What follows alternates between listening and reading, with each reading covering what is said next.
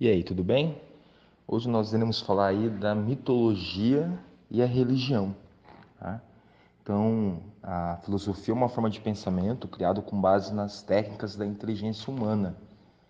Por isso que é uma ciência que a gente chama de que proporciona o pensamento conceitual, tá? Só que tem outras formas de pensar, outras formas de adquirir conhecimento. Na filosofia, o conhecimento ele se dá através do questionamento, através do conhecimento, através do, do pensamento crítico. Só que existem outras formas das pessoas adquirirem conhecimento que são diferentes da proposta pela filosofia. Eu coloco na tela para vocês o mapa da Grécia Antiga, né? E eu vou contar uma história aí, um mito da Grécia Antiga, para vocês entenderem um pouquinho o contexto, tá? Diz o mito que Jocasta e Laio, né, Laio, rei de Tebas, tiveram um filho. Esse filho chamava-se Édipo. E aí, segundo a profecia, o Édipo ele ia matar o pai para se casar com a própria mãe. O pai, então, sabendo dessa profecia, ordenou que alguém matasse o menino.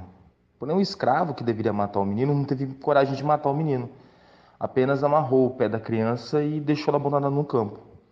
Um pastor então estava passando, encontrou a criança e levou a criança até Corinto. Em Corinto, a criança foi adotada pelo rei da cidade. Quando era adulto, Édipo também ficou sabendo dessa profecia. E para evitar matar o pai adotivo dele, o rei de Corinto, que ele acreditava ser filho do rei dessa cidade, ele fugiu de Corinto. No caminho, ele se envolveu numa briga e matou o homem que estava numa carruagem, sem saber que esse homem era o rei de Tebas e esse homem era seu verdadeiro pai. Nesse mesmo caminho que ele segue, ele encontra a Esfinge. A Esfinge era um monstro que vinha, né, aterrorizando a população de Tebas. Qualquer pessoa que não conseguisse responder um determinado enigma da Esfinge, ela matava a pessoa.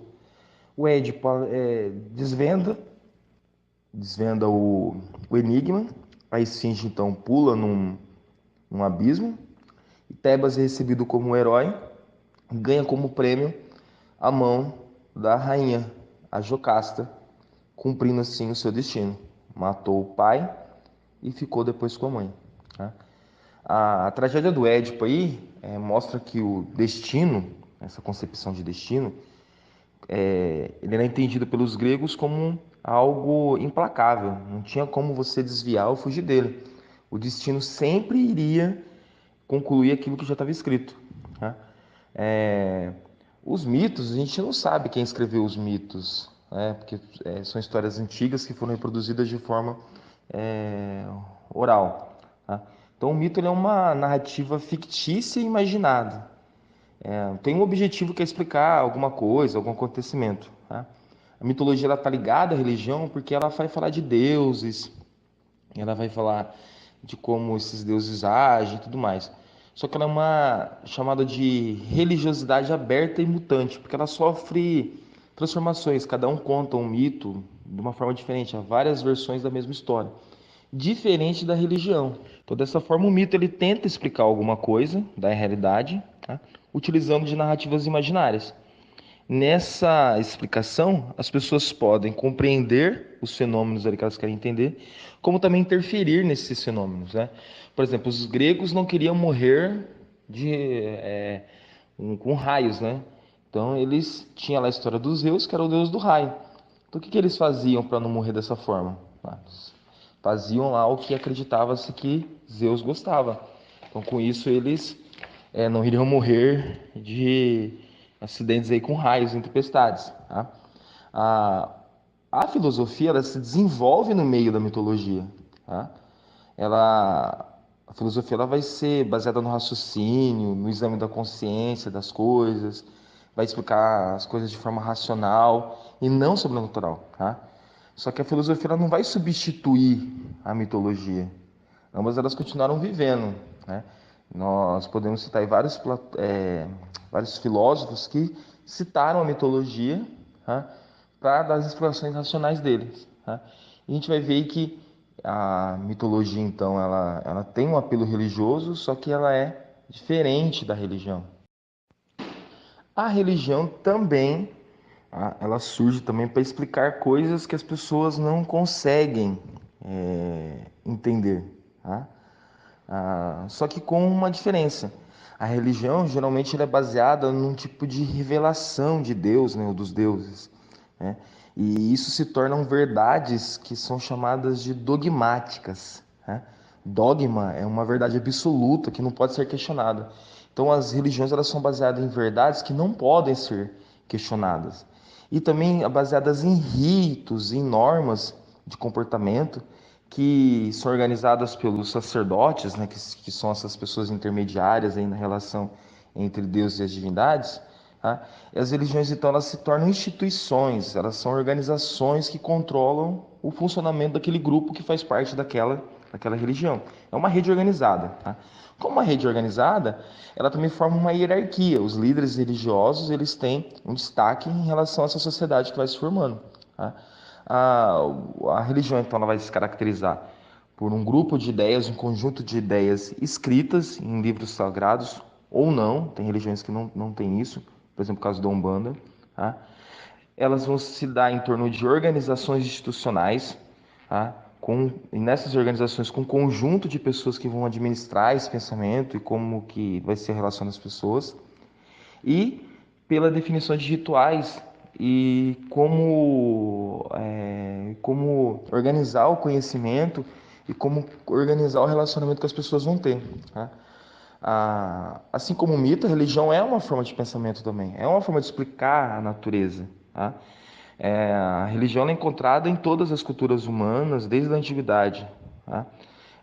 Só que nós vamos ver que, diferente dos mitos, as religiões elas vão mexer com outro lado do ser humano, tá? A religião ela atua no lado político do ser humano. Então nós vamos ver várias guerras religiosas no decorrer da história, vários conflitos, é, mesmo que baseado em dogmas, né? As religiões elas não são necessariamente contrárias, por exemplo, à ideia da tolerância, tá? Elas permitem ali a convivência pacífica entre uma e outra religião, tá? Só que esses conflitos religiosos, essas guerras, elas vão se dar por causa dos líderes religiosos. Os líderes religiosos eles vão fazer um discurso em cima da religião e com esse discurso deles, eles vão tentar aí conseguir os seus interesses políticos e econômicos e vão manipular a fé das pessoas que são seguidas, tá?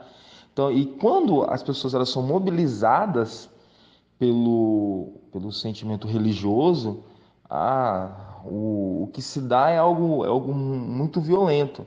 Nós temos aí vários exemplos na história, tá?